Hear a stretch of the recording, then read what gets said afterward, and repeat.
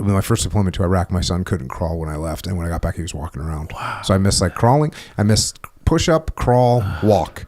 And then my second deployment to Iraq, he was like when I came home, he was swimming which really kind of hurt me because, I'm a frogman, and some other dude at the Navy base taught my son, some lifeguard taught my son how to swim. That was not cool.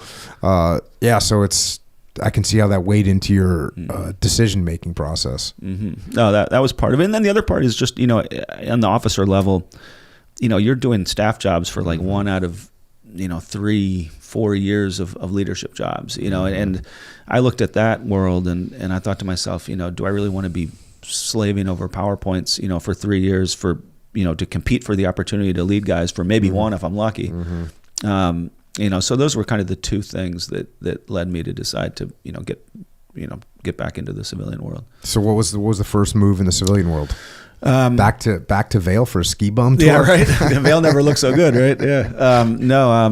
I think, having been to Iraq, one of the things I really wanted to do was to put myself in a position where maybe I could have some influence on these kinds of decisions in the future, the decisions that got us there. And I was realistic enough to know that as a 30-year-old or whatever, I'm not going to be making those decisions, but maybe even on the margins, if I put myself in the right position, I can have some influence. So I wanted to get kind of into that, policy world. And I knew that maybe the best way to do it would be through graduate school. Finally, I was actually trying to come up with a plan for the future, something I had never really done before. And I thought, if I want to end up, in the policy world, maybe at the Pentagon in a decision-making role, the way to do that would be to go to a place where I ended up going called Johns Hopkins School of Advanced International Studies, which would then, often feed people into some of these government positions. How are you paying the bills at this point? Well, I had, a good amount of money saved up, I was a single guy, 14 months in Iraq, with no expenses. Now we did blow through probably way more of that than we should have, carousing around Europe when we got home from Iraq.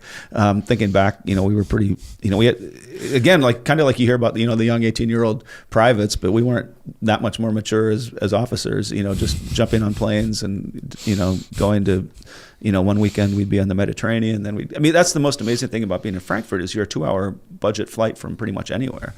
But anyway, I did manage to save some. And then I got the GI bill to pay for, I think it was half, and now I think it might even be better. I think they might pay the whole thing, which was nice because I had no the Army didn't pay for my undergraduate education. I was still paying loans out on that, so it was nice to at least get something in exchange for this service. So yeah, the GI Bill helped, and I went to Johns Hopkins. And didn't you take a jump for a while as like a news assistant or something like that? What was that all about? That was while I waited, while I was going through sort of the graduate school application process. And I think at this point I was already getting a little bit of an itch to write, but I didn't maybe even really fully recognize that yet. Even though you were an English major, you never had the itch to write prior to this? Not professionally. I mean, English was more about just the fact I loved reading these books, and kind of the cost of getting to read them was you'd have to write about them sometimes. But yeah, I don't remember. Oh, you know what it was actually? I do remember. There was a former. I think I had read either his books or some of his articles, and you may be familiar with his name. He was a former Marine infantry officer who became a correspondent with the New York Times. His name's Chris Chivers, C.J. Chivers. He wrote a book called The Fighters about Afghanistan that's incredible, and it had spent a lot of time embedded, on the front lines. The Fighters, part of it takes place in the Korengal Valley, where there was a lot of intense fight in Afghanistan. But I think I just emailed him out of the blue, and I introduced myself. He had gone to, I think, an Ivy League school. I think he had gone to Cornell maybe. And I said, hey, there's some parallels in our career paths. I'm also this Ivy League guy, served overseas, and I'd like to maybe get involved in writing, but I don't really have any professional experience. And he was amazing. I think he was like the Moscow bureau chief at the time. Right. Gets an email from just this random guy, and like he's like, hey, call me tomorrow. And I got on the phone with him, and he said, yeah, we do have this program that's kind of like a glorified apprenticeship for people that are interested in writing, and you're going to make a lot of coffee and copies, and but we'll also give you the opportunity to get some of your own stuff published, under the mentorship of some of the best journalists around. And so I did it, through his introduction, and it was incredible. It really was incredible. Did you go somewhere for that? That was just in the Washington Bureau, and I loved it. And it did seem in a lot of ways like it would be a dream job. The problem was that for someone like me, without really any other, it's not like I'd been the editor of my college paper. I didn't have any experience other than what I got when I arrived. They said, the best we can probably do is kind of send you to a small paper somewhere, that the New York Times owns, kind of almost like a farm team, like a single A, newspaper. And if you do a great job there, in Biloxi, Mississippi, writing about high school sports, we'll bring you back, in a few years to work, in the big leagues. And at that point, I was already, 31, 32 years old. This was now my fourth career, if you count, the working at a ski bar, then, finance, then Army, am I really ready to go back to the Ranger School of reporting, with no guarantee? And the newspaper industry was already kind of dying. So, and I even saw it in the Washington Bureau. I saw every few months, some office was empty, where there used to be a really prominent reporter. And I'm like, man, that's a big risk to go somewhere and run the risk that 3 years from now, they're like, oh, by the way, we're cutting more staff. There's nowhere for you to go. And so graduate school just seemed to make more sense. If it had I been 23, it probably would have been something I would have done, but not in my early 30s.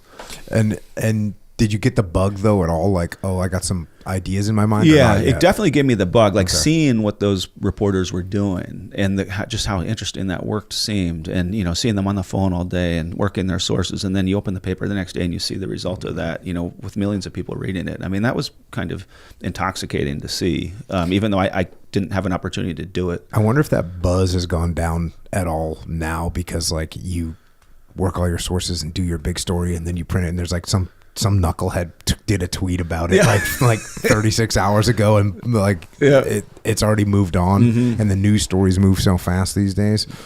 All right, so Johns Hopkins School of Advanced International Studies. What did you take away from that? I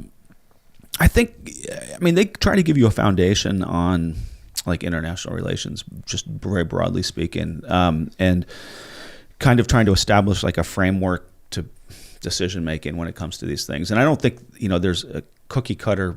It's not like you go to the school and then you just are magically endowed with the ability to make wonderful policy decisions. But there was a course we did on ancient political theory. So Thucydides, Machiavelli. And I think there's some value in bringing that kind of knowledge to contemporary problems as a way just to frame it, if not provide you with the actual solution. And are you learning sort of the inner workings of the system? Are you starting to see, oh, this is the way the government works. Here's the positions that are open. Here's what I could do. Here's where I could have influence. Are they kind of introducing that to you as well? Or is that just from being in DC? Do you sort of learn that by osmosis? Both of those. But no, the networking element is real. Most of the professors we had, had been in government, or even in some cases were in government. There was a CIA guy who taught us, I think his course was anthropology for strategists, which was just fascinating. Because he was a PhD anthropologist for the CIA. I think his focus was on Afghan, social networks. But, trying to, so that's one example of a government person. There were other prominent, either prior or current government people that were teaching us, and so just exposing us to the kinds of jobs that might be out there was important. That's how I ultimately learned about that presidential management fellowship program that you mentioned that I ended up doing. And that's what you applied for and you got in? Yeah, and that's a way that they try to get talented, qualified people into government service, and you would apply to the fellowship. If you get accepted, then you apply to a particular department that you want to go to, whether it's the State Department, the Defense Department, all the way down to the Forest Service or the Department of Agriculture. I mean, was really one of the only feeder mechanisms of young people into government. And so I applied for a deal. Is it hard to get into? It was pretty competitive. Yeah. I mean, it wasn't impossible, but the application process at the time was pretty rigorous, and particularly for the more desirable places. So DOD, for us, it was the Office of the Secretary of Defense. That was a competitive one. State Department was pretty competitive. I ended up doing an OSD. What was your first job in there? One of the best parts of this fellowship was you could basically do whatever you wanted because you were paid by the fellowship. And so when you show up to like the assistant secretary of whatever, you're like, hey, and I'm free labor, and most of us, we're reasonably well qualified. So who's going to say no, to this guy that will probably do a good job and costs your office nothing.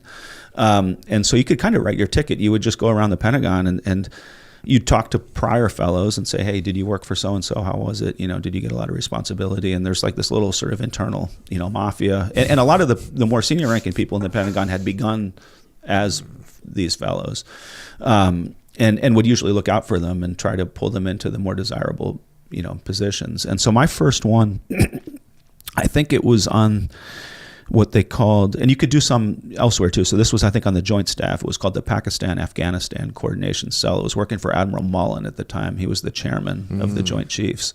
It was made probably around 2010, 11 on Afghanistan policy. I think it was corresponded shortly after like the Obama surge to Afghanistan.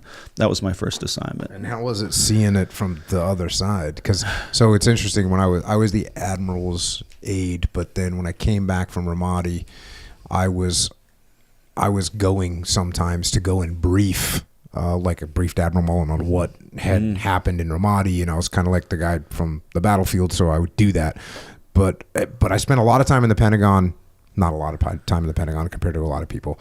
I spent I went to the Pentagon quite often when I was the Admiral's aide, and I got to understand what that, I got a glimpse at that world, right? And then going back there, after going to Ramadi and seeing the way the war was being understood back there and what the attitude was like and what the atmospherics was like, it was very disturbing in some ways, and also is very interesting in other ways. What was your take on it? I mean, it was complicated because it's all those things that you said. I think it was partly humbling in that you realize that, I had maybe sort of these grandiose visions of, helping make these important decisions, and you realize that you're thinking you make decisions, you end up making PowerPoints. Yeah, exactly. Your decision is, is this going to be, double spaced or single spaced, and you realize that, there's oftentimes a very small number of people who are actually making the decision, and that your ability to influence that is pretty limited.